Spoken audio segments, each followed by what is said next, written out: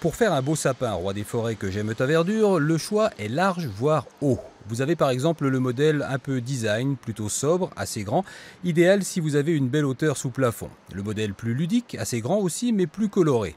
Dans le genre manège, il y a ça aussi, le problème c'est que ça ressemble pas du tout à un sapin. Ici, en revanche, on a bien la forme de l'arbre, mais c'est pas beau du tout. Finalement, rien de tel qu'un bon vieux, vrai et vert sapin morvandiau.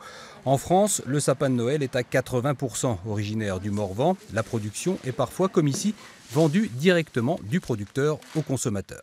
On travaille aussi un petit peu pour des grandes surfaces, mais justement, il y a ce problème d'intermédiaire. Et que là, vraiment, c'est vente directe, c'est plus sympathique. Et puis, les gens aiment bien aussi que ce soit local. Le sapin qui a la cote depuis quelques années, c'est le Norman. Il ne sent pas grand-chose, mais il garde ses aiguilles. Le petit nouveau qui pourrait bien le supplanter, c'est le Nobilis. Il est un peu bleuté, il perd pas ses aiguilles, il est résistant aussi à la chaleur.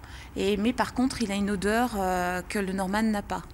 Et si on veut, à la maison, il y a des petites cloques en fait de résine et on peut les percer.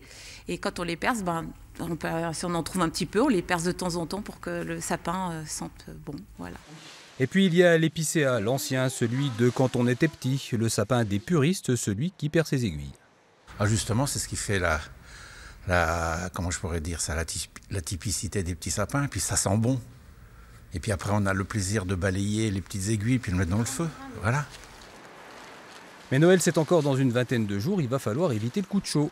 Ah mais vous inquiétez pas, là je le prends, puisqu'ils sont déjà coupés.